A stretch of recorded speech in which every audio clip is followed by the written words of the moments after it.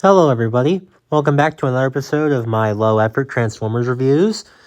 And in today's episode, we're going to be looking at the studio series Transformers 1 Sentinel Prime. As far as looks go, I would say he's pretty decent.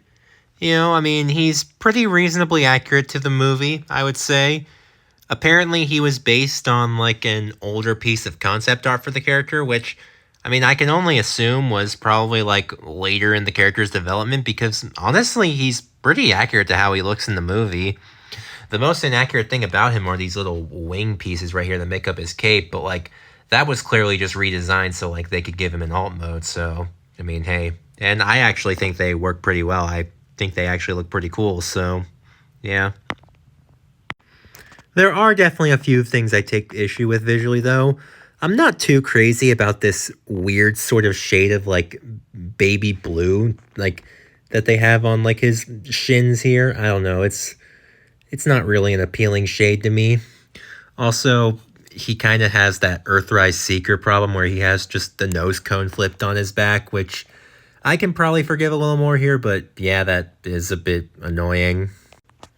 Something else that I kind of consider related to this problem, but this guy feels really small for a Voyager. Like, if you put him up to, like, most of the Voyagers that have come out in the past few years, like, he just doesn't have that same chunk to them. And he's also just noticeably shorter than them, too. Hell, he's literally the same height as several bigger deluxe figures. I don't know, he's kind of got the 86 Vanette mold effect going on here, where he's definitely not Voyager sized, but it does also maybe feel a little wrong to call him a deluxe. However, the 86 Vanette mold feels very nice, very chunky and robust, and overall just feels very complexly engineered to the point where I do feel like it's fine to call him a Voyager. Whereas with Sentinel over here, foreshadowing for some other problems I have with this figure later on. But yeah, as a whole, he looks good. It's a pretty cool design that's pretty reasonably accurate to the movie. And yeah, it does look good, I would say. As far as accessories go, he gets these two no-ray looking pea shooters. They can go in his hand, and honestly, this looks kind of lame. You also get this pink energy shield that I don't actually think he used in the movie. I think this is just another concept art thing, but, it's kind of cool. Kind of reminds me of one of the energy swords from Halo a little bit. You can attach the pea shooters on top of the shield for just a generally more complete look that just looks like a more complete weapon. Kind of has like Age of Extinction Optimus shield vibes a little bit. This is definitely my preferred configuration for all the accessories. Has this sort of tab on here, which has the tab right here so that, he can attach. I don't know why they couldn't have just done a 5mm port. I feel like it would have been kind of cool to be able to give this to other figures, but okay, whatever. And there we go. Unfortunately, that's all this figure gets for, the accessories that you attach to him, which is really weird. I don't know why they couldn't have given him his sword, too.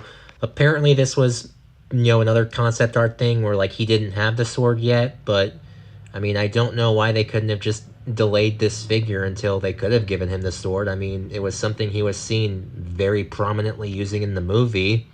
So, I don't know, it just kind of seems a little lame to not give it to him here. However, this figure does have a very interesting gimmick that almost sort of makes up for it. Pull down his little chest plate here, and hold on, takes a minute too.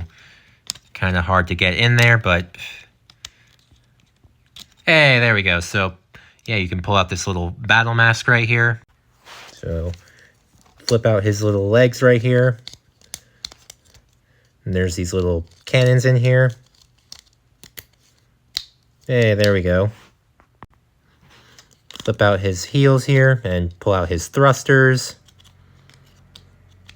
And also pull down his feet a little. So flip out these little bits of his chest plate. So now open these little hatches right here. Pull this out. Same on the other side, like so. Oh yeah, and finally, pull out these little arm pieces right here. So this is actually meant to replicate his cannon, his arm cannon from the movie. I probably should have mentioned that earlier, but whatever. And here we have Sentinel's battle mode from the climax of the movie, and I won't lie, this does almost make not getting the sword a worthy sacrifice. I do think it's really cool that they managed to include this in the figure. I still would have liked it if he came with his sword, but yeah, this is perfectly fine and definitely makes up for it, I would say. It's really cool that they included this, and yeah, it definitely adds a lot of fun to this figure, a lot of play value, I would say. Yeah, it's definitely a fun inclusion and really adds a lot. However, what is unfortunately not very cool on this guy is his posability. Head does swivel and does look up pretty far, which is pretty good. Arms only pull this far out, which is well below the average 90 range. Yeah, I don't know, that's pretty lame. Elbows only pull like an 89. A figure that can't pull the full standard 90 elbow rotation is quite unfortunate in this day and age.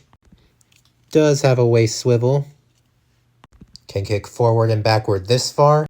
Can also do incredible splits. Knees pull a good bit less than a 90, which is very unfortunate. Although to end on a good note, he does have an extremely good ankle pivot. If nothing else, at least he easily passes the Van Damme test. Oh yeah, I forgot to mention they didn't give him a wrist swivel either, like there's no wrist movement at all, which on a Voyager figure, come on, there's no excuse for that, come on. So yeah, posing is quite limited by modern standards, unfortunately, especially for a Voyager figure. Like, well, yes, there are some good points to it, like the ankle pivots are extremely good, as I said, and the head moving up is good. That's not really something every figure gets, like no wrist movement, knees and elbows that move less than a 90, the limited outward motion of the arms, like, come on, man. For a Voyager figure in 2025, like, that's kind of just inexcusable, You can get some mildly dynamic poses out of him if you really get creative, but yeah, this is definitely one part of the figure that they really could have improved on, especially given that this is a Voyager figure. Like, I'm really just questioning where the budget is on this. For some size comparisons, here he is with the other Transformers 1 Deluxes I own so far. I don't quite have Bumblebee yet, but I will have him soon, hopefully.